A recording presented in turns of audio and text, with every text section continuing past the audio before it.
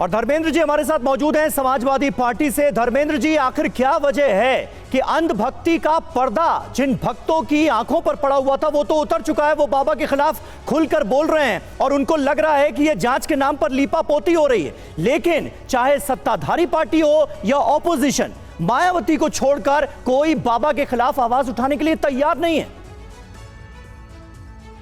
समीर जी, Bharatiya Janata party की सरकार में आप कभी न्याय की उम्मीद करें, ये तो बहुत बड़ा एक तो तरफ हास्यास्पद बात हो जाएगी। भारतीय जनता पार्टी जब कभी न्याय देने की बात होती है तो उसके आसपास घूमने लगती है। अगर अयोध्या में रोड कंस्ट्रक्शन में दिक्कत आ रही है तो वहाँ पे इंजीनियर निलंबित हो जाता है और जो कंपनी टेंडर लेती है, जो मंत्रालय टेंडर देता है, धर्मेंद्र जी मुद्दे पर कोई कार्रवाई करने की बात नहीं करेगी। तो भारतीय जनता पार्टी के समय में कभी न्याय की बात ही मत करिए।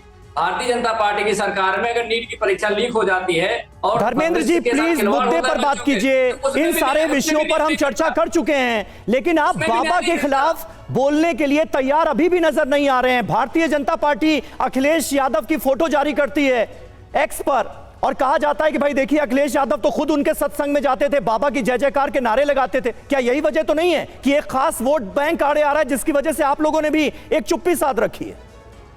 भारतीय जनता पार्टी के 3 नेता जो उन्होंने काशी में बेटी के साथ की अस्मिता लूटी थी, उनकी फोटो योगी आदित्यनाथ जी के साथ थी, उनकी फोटो प्रधानमंत्री मोदी जी के साथ थी, उनकी फोटो स्मृति ईरानी जी के साथ थी। तो भारतीय जनता पार्टी उनको भी बचाने का प्रयास कर रही थी। तो भारतीय जनता पार्टी के रहते हुए ना इस देश में कभी किसान को न्याय मिलेगा, ना इस देश में कभी नौजवान को न्याय मिलेगा, ना कभी अग्निवीर वाले जवानों को न्याय मिलेगा, ना किसानों को न्याय मिलेगा। धर्मेंद्र जी, फोटो होना एक बात है और बाबा की सदा ही जय हो ये नारे लगाना एक बात है। मुद्दे पर बोलिए ना।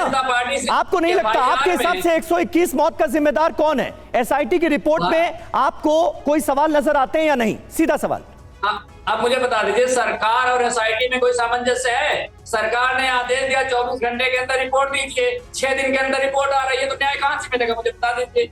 जब न्याय की प्रक्रिया ही सही नहीं है, जब उसमें बाबा का नाम एफआईआर में क्यों नहीं डाला गया? जब पहले दिन त्रिपाठी जी डिबेट कर रहे थे तो बोले कि नाम नहीं डाला के बाद में जोड़ दिया जाएगा। अब जब नाम नहीं जुड़ा, एसआईटी की रिपोर्ट भी आ गई, तो बोले तो प्राथमिक रिपोर्ट है, भी और रिपोर्ट। ये तो चाह रहे हैं कि ठंडा हो जाए, उसके बाद कोई बात करना बंद करते हैं। तो आपका चैनल है जो डिबेट कर रहा है, डिबेट बंद हो जाएगी तो बहस बंद हो जाएगा। जो असली गुनहगार है भारतीय जनता पार्टी की सरकार की बद इंतजामी।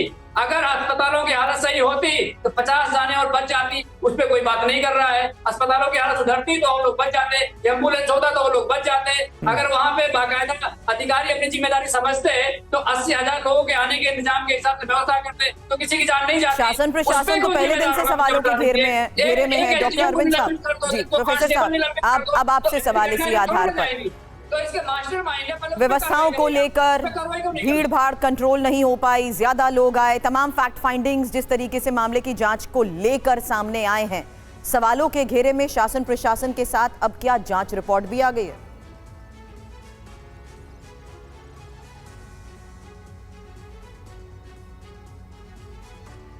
डॉक्टर अरविंद, प्रोफेसर साहब, आवाज मिल रही है आपको मेरी?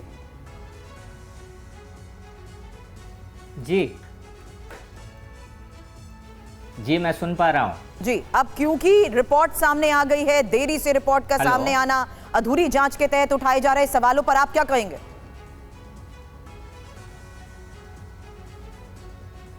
जी सुरभि जी, मेरी आवाज आ रही है आपको? जी आ रही है, अपनी बात रखिए सर। हेलो। हाँ जी सर, आवाज आ रही है।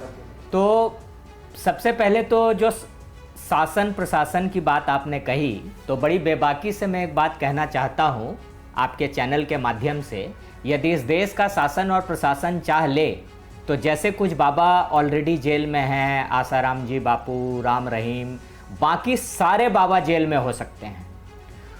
आपके चैनल पर ही हमने पिछले शो में ये कहा था कि हिंदुस्तान के, भारत के हर नागरिक का कुछ मौलिक कर्तव्य है, और ये सारे बाबा जो साइंटिफिक टेम्परामेंट की जगह जो अंधविश्वास फैला रहे हैं, सबसे पहले तो इन सारे बाबाओं के खिलाफ ये एफआईआर दर्ज होना चाहिए कि ये लोग अंधविश्वास और एक तरीके से पोंगा पांडित्य और तमाम तरीके के इस तरीके की प्रैक्टिस को बढ़ावा दे रहे हैं जो हमारे समाज के लिए हानिकारक है।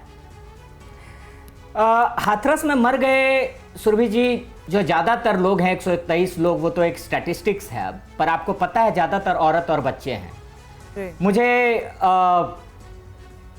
एक कवि हैं, जन कवि विद्रोही जी, रामाशंकर यादव विद्रोही जी, उनकी 3-4 पंक्तियां याद आती हैं, मैं पढ़ता हूं उनको कि औरत की लाश धरती माता की तरह होती है, जो खुले में फैल जाती है थानों से लेकर अदालतों तक। मैं देख रहा हूं कि जुल्म के सारे सबूतों को मिटाया जा रहा है।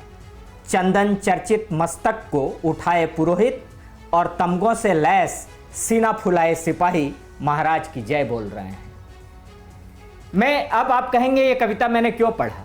ये कविता पढ़कर मैं आपके चैनल के माध्यम से लोगों को बताना चाहता हूं कि 21वीं सदी में जब हम चंद्रयान और बाकी चीज़ों की बात कर रहे हैं, हम 5 ट्रिलियन इकोनॉमी होने की बात कर रहे हैं, वैसे दौर में हमारे कुछ बाबा हैं जो हमारे समाज को और पीछे की तरफ ले जा रहे हैं, और इस देश का शासन और प्रशासन ये दुहाई देता है कि हम कुछ कर नहीं पा रहे हैं और इस पर राजनीति हो रही है।